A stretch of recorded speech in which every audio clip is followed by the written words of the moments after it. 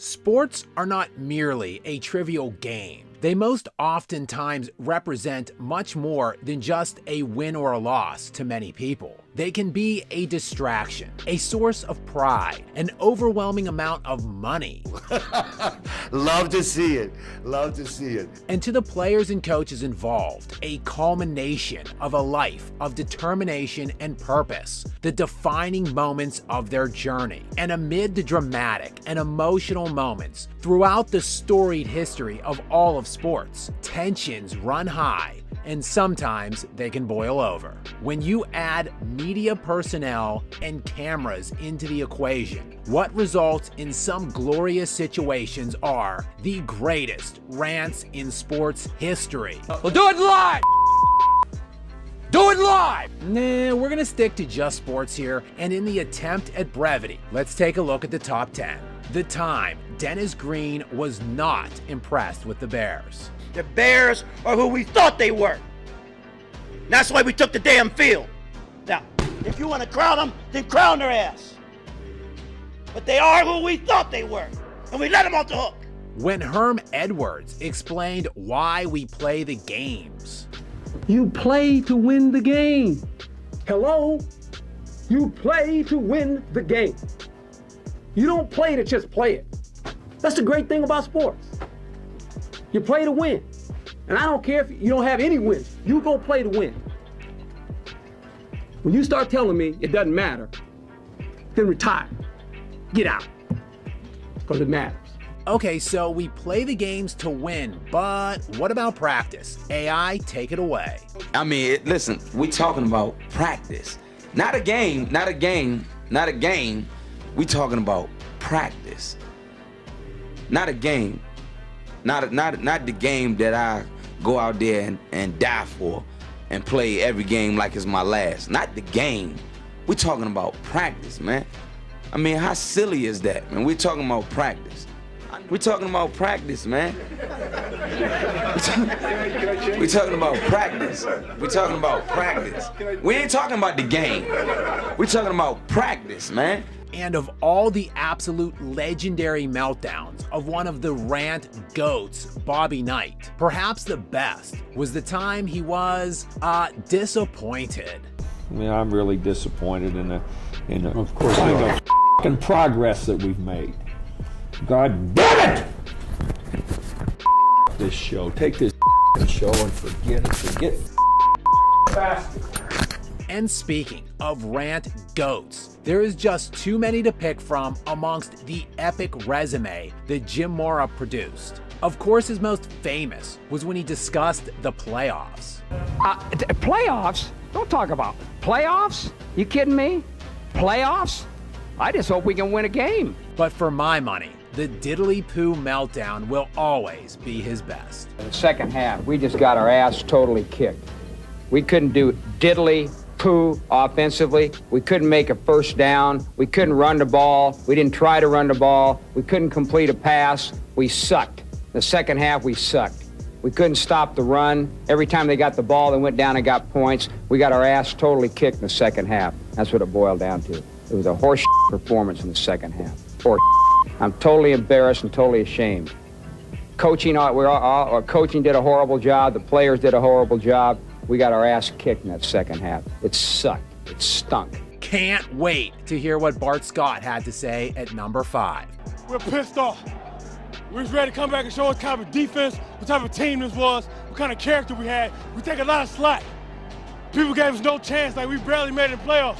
We're a good football team.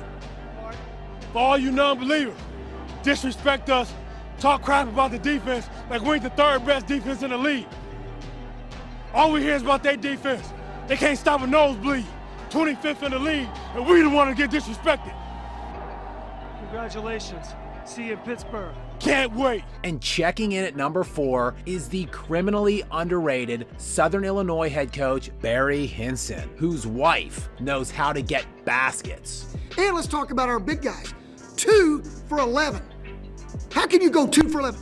My wife can score more than 2 buckets on 11 shots because I know my wife will at least shot fake 1 time.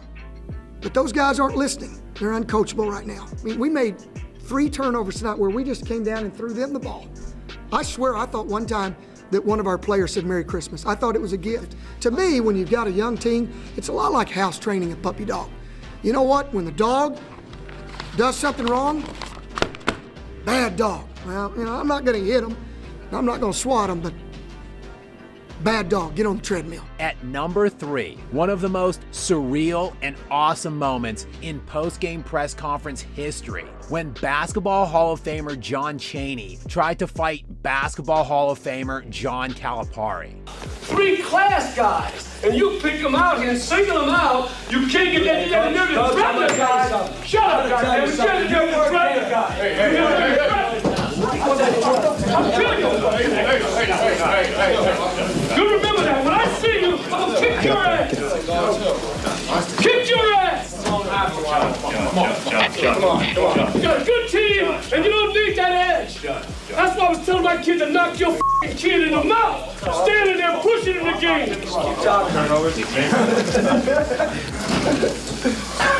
Some things never cease to amaze me.